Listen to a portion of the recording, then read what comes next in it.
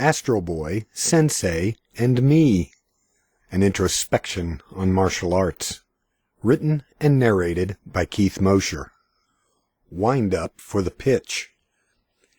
Every art, every style, indeed every school has a lineage and origin story. Some are short and maybe mostly accurate. Most are old, long, and rife with erroneous information. Short or long, they often include some notables, a person of renown who fought someone in the ring, was in a movie, or took on a conflict against all odds. Lineage and origin stories often grow out of some adversity, like the 5 masters who fled the oppression of a government, or the female nun who needed new tools to deal against the marketplace bully. All of these stories are subject to the perception of the listener, loaded with confirmation bias and a desire to be a part of something great and greater than themselves. No one wants to join a losing team. Given the potential for error, at least credit omission, why do the martial arts rely on lineages and origin stories so heavily? If we go back far enough in time, the concept of a martial arts school would be unthinkable. In hunter-gatherer days, you fought to stay alive. Daily life was training. In days when the primary source of income would have been tilling the soil or fishing, there would have been little free time to spend training. If a person wanted to learn a martial skill, the easiest and most effective method would be to join the local police or military. Room and board would be provided against the risk of your life. To gain the best advantage of the trade, the government would have you spend most of your days training in the latest fighting techniques and equipment, giving up your hard-grown cattle to learn hand-to-hand while the neighboring warlord trained his soldiers in the use of shield and sword phalanx or flintlock weapons would have seemed a bit wasteful to most. There were temples and other forms of communal gathering. The existence of the Shaolin Temple is difficult to dispute, even if we might dispute its southern sister. In these cases, training was a mind and body concept. Discipline, health, and motivation were the reasons for training there, and to good effect. Likewise, dance, like capoeira, is a mind and body concept. It teaches martial skill, though it is also studied more for its health and spiritual benefits. It is likely few people went to temples or dances simply for martial arts skills, as many of the Shaw Brothers' kung fu flicks might suggest. The temple would have been an escape from abject poverty or a place for spiritual enrichment and self-centering. Perhaps they would have been a sanctuary from the law or the lawless. In most cases, martial arts were probably a side effect rather than the goal. Prior to the Industrial Revolution, in cities where there existed a mercantile class, the beginning of a middle class, there would have been some free time and extra funds. After the Industrial Revolution, agrarian cultures grow thin. With workaday jobs, there would be more of these extras of leisure time and pocket money. As portions of populations find themselves with playtime and the funds to enhance that time, the idea of schools would have begun. These schools would be places for those not interested in becoming soldiers or in up-to-date fighting equipment and strategies. In fact, not interested in combat at all, as combat is actually a trained group against group, army against army. The budding middle classes, not interested in soldiering nor in becoming monks, were willing to spend a bit of their extra funds to find a secular enrichment and self-centering. Some may have been looking for tradition, ways to connect to a distant past. This is true today for those who seek religion or enjoy reenactments. Why not the martial arts? It may sound a little far-fetched, but it must have been like that. It was certainly that way for other arts. Go back far enough, and you will not find schools of music or art.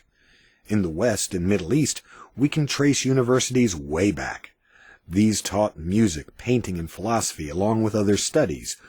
Most folk were unable to attend these lofty institutions. Moreover, even those universities did not exist if you go further back. Some master would take on an apprentice who would someday become a master with an apprentice of their own. The apprentice was someone looking for a job, a way to get by, and perhaps showed some talent. Fathers did not pay to have children spend their day training. Instead, the child was given to the master, who would provide room and board in exchange for the heavy lifting and monotonous tasks required to get the job done. This was true for painting, sculpting, roof building, and sword making. It must be true for martial arts as well. The martial arts school as we know it today is a late invention. It can be argued it is still in its infancy when compared with businesses such as bakeries and restaurants, painting and sculpting, or even older businesses relying on trade for services. Some people may have bartered for lessons no matter how far back in time you go, so you have to call that a school. As such, some arts styles or schools could have very long lineage stories. That is most likely the exception and not the rule, given how the rest of the business world tends to operate in almost all areas and cultures. If a master, or actually a prospective business person, is going to open a school, they need a way to demonstrate the quality of what they offer. Undoubtedly, many used physical demonstrations. A barker gathers a crowd, spouting the exceptional skill of the master. The master takes on all comers with the promise of reward should anyone defeat him or her. After a quick flurry, perhaps with some well-placed pigeons, folk would line up to pay homage and funds to learn the master's style. This is a tried-and-true method for everything from selling snake oil for whatever ails you to evangelical healing. It certainly must be true for some martial arts schools. Another method was, and still is, straight-up advertising, and this is where these lineage and origin stories come to play. This style must be easy to learn and effective against the toughest brutes. After all, a woman developed it during difficult times. One of this style's forebears was the great Master Po. You will learn what he passed on. The master's instructor, Sensei, took on 10 Chinese kung fu men and won, so it must be good. Some form of adversity, conquered by the art or some renowned practitioner, is the surest way to get people's attention. With martial arts schools appearing, there would be competition, and it might result in direct conflict. One school might challenge another to an all-out war. Winning meant a new group of students and a new entry in the school's lineage story. At least, this idea is common in martial art folklore. How often it really happened is open to debate. If it were common practice, the local law would have something to say about it. If you owned a restaurant sandwiched between 2 warring martial arts schools, surely you would notify the local constabulary. Could events like the Boxer Rebellion, martial artists fighting with their government over foreign invasion and influence, coupled with the closing of schools, be the impetus for martial arts against government and school against school battles? During the Reconstruction after the Boxer Rebellion, during the Sino-Japanese Wars, the Chinese government began promoting wushu as a way to reignite Chinese martial arts and unite their varied cultures. Jingwu touts itself as the only school to survive the Boxer Rebellion intact. It is interesting to note that Jingwu is the school Bruce Lee's character, Chen Zhen, returns to in the movie Fist of Fury. After the death of the school's master, he defends the Jingwu's honor against the tyrannical Japanese and a Japanese dojo in an era of the Sino-Japanese Wars. Could this tale be populist propaganda? It is fair to say lineage and origin stories are the primary selling tool, perhaps coupled with demonstrations and some organized tournaments. boasting long lineages back into the distant fuzzy past, allows school owners to make some colorful claims. After Ip Man's death, a document was found in his possessions. It was his handwritten version of the Ning Mui and Yim Wing Chun story, right down to the stork and snake and the marketplace bully. You can see the document in an article titled, "Did Ip Man Invent the Story of Yim Wing Chun?" on Kung Fu Tea's posting by Ben Jukins. The article suggests the first appearance of Ning Mui is in the late 1800s. She is a crafty planner and trader in the story called Everlasting. Its Chinese title is Shen Xiao Ding Shen Huayan King, or The Sacred Dynasty's Tripod Flourishes, Verdant for 10,000 Years. The book was popular in the Guidong province, and is the wellspring for most Shaolin folklore. In it, Ning Mui is the emperor's tool. She destroys the five elders. She is a pro-government good guy, with the temple monks seen as naysaying anti-government forces.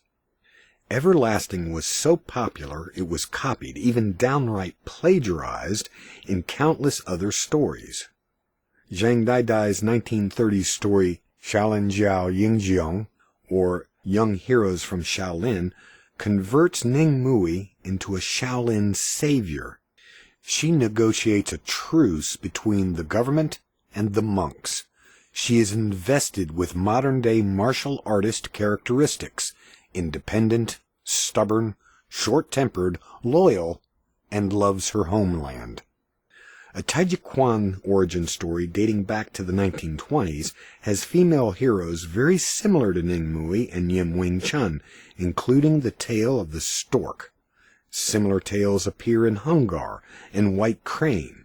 I believe White Crane is the parent style of Wing Chun. There are too many coincidences. Some Wing Chun histories suggest the founding female learned her base kung fu skills from her father before incorporating the ideas gleaned from the stork. Likewise, some histories for White Crane suggest the founder was a female who learned her base kung fu skills from her father before incorporating techniques gathered from a stork. The White Crane creator, Feng Qingyang, or Feng Kuanyang, married and moved to Wangchun County, Fujian Province. There she became a renowned instructor. Remember, all histories stand on shaky ground. Still, you cannot deny the similarities. It is certain these unique events did not happen twice. That is too much lightning in the same place.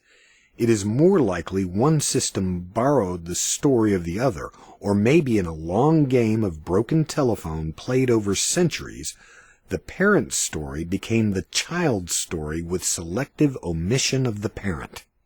Research reveals the entire Ning Mui Shaolin nun connection to Wing Chun is probably quite distant and vague at best. There is little direct evidence of Ning Mui's existence. Some researchers claim she is a representation of several people.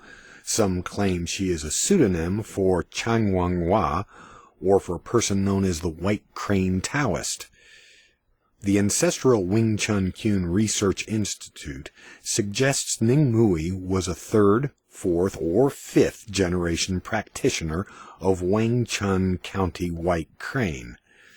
They also suggest she taught her techniques to Mui Shin, proficient in internal snake boxing, the result becoming Wing Chun. Mr. Spock would say, fascinating. It is interesting how histories evolve and manipulate White Crane and snake boxing, the stork and snake. Additional research shows that a common and documentable character in Wing Chun's history is a fellow by the name of Wang Wabo. He was a proficient actor in one of China's traveling redboat opera troupes. His notoriety begins before the Boxer Rebellion and continues after the uprising and the banning of the redboats. His name appears in the majority of Wing Chun histories. Credited with creating many of the forms used to teach Wing Chun, it is fair to say a large part of Wing Chun springs from him. He also highlights the idea that lineage tales often include an individual of renown. He was well known for his portrayal of General Quan. It is fair to say he was the Bruce Lee or Donnie Yen of his time, the early to mid-1800s. After Ip Man's death, his handwritten telling of the Yim Wing Chun story was found. It dates to the 1960s. He wrote it as an introduction of Wing Sun to the Wing Sun Tong Fellowship. The fellowship failed, but later became the Hong Kong Wing Sun Athletic Association, VTAA. In that paper, we see the good Ning Mui of the 1930s, not the traitor Ning Mui from Everlasting. She is supposedly one of the 5 elders. She trains Yim Wing Chun to stand up against the marketplace brute. There are no written accounts of this cobbled-together tale of Yim Wing Chun prior to this 1960s document. Given that Ip Man wrote this document to help forge the Wing Sun Tong Fellowship, and as no mention of Yim Wing Chun predates it, we must accept the sole purpose of the tale is advertising, a story pieced together by Ip Man for promotion. This practice must be true for almost all martial arts. Arts sharing stories like those of Hung Gar, White Crane, and Wing Chun, though none giving credit to the other. Styles splinter, perhaps at many stages, with the offspring needing to promote itself. It is a hard thing to swallow, considering all those messages of honor and integrity we receive from martial art tales. Kwai Chain Kane and even Astro Boy would be greatly disappointed. With that said, we do have to sell our stuff in order to survive. Without innovation, there will be fewer and fewer students. Without students, an art dies.